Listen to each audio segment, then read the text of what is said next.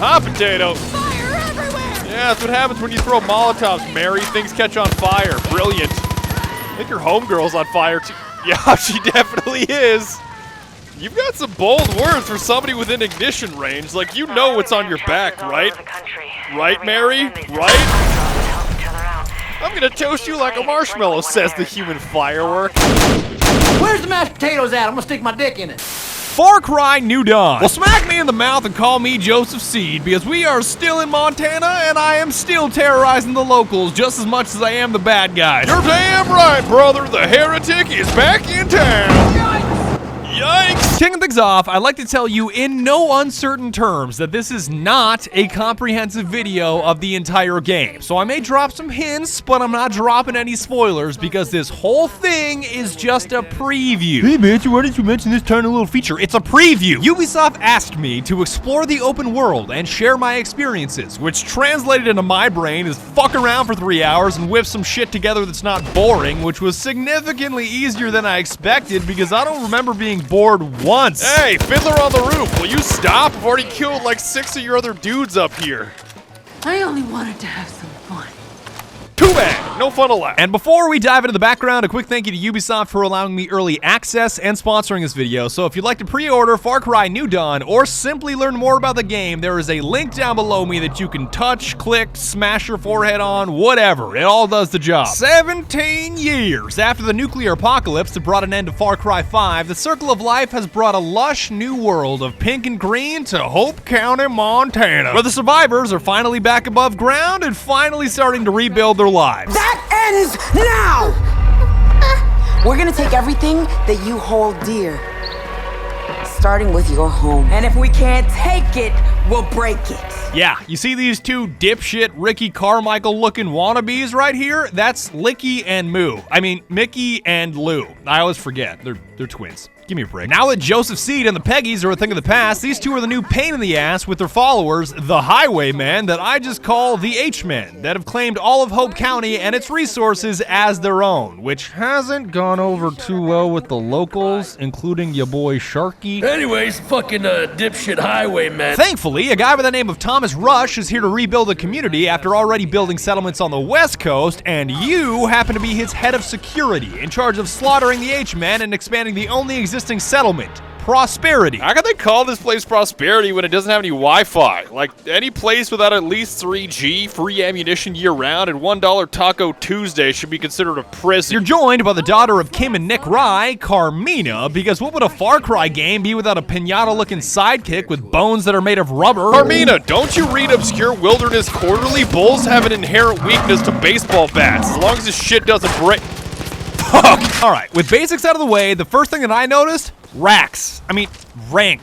Fuck. Baddies you come across now have a conspicuous rank attached to them, and to put it bluntly, this makes a huge difference in both their health and lethality. I got this itch in my ass that just won't go away.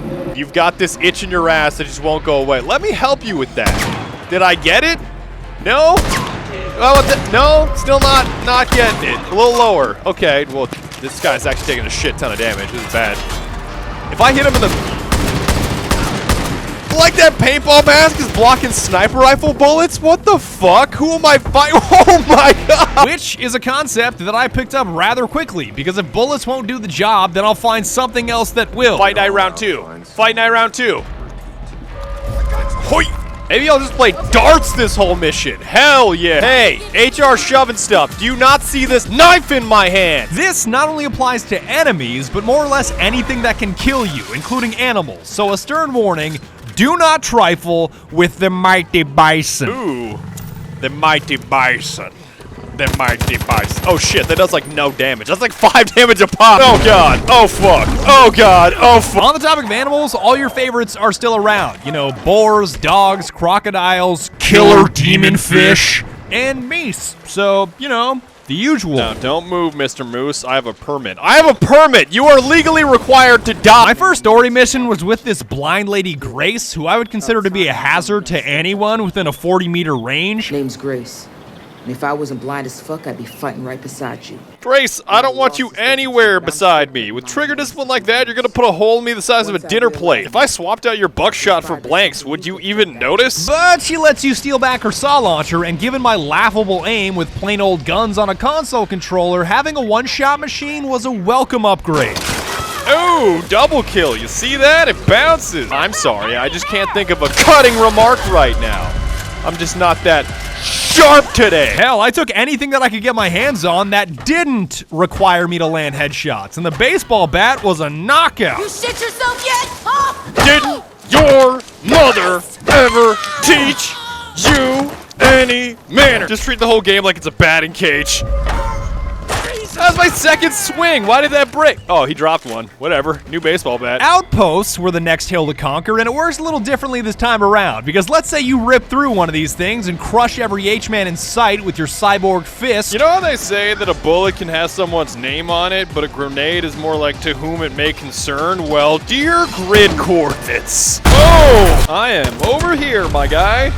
See that? Piece of cake. You're then rewarded with resources, including the most important of all, ethanol, and you can either keep the outpost as a fast travel location / place that provides you supplies, or you can take all the resources and dip by scavenging the outpost. The H-men, or highwaymen if you've forgotten by now, will then take it back and you've got another chance to conquer it again. This time against beefed up defenses and enemies with a greater reward if you're successful. Come on, guy. Come on, guy. Run, that's a mortar. That's a mortar. That's a... Oh, shit. Not good. I'll tell you what, on round 2 of these things, these guys are tough cookies. They do not give up.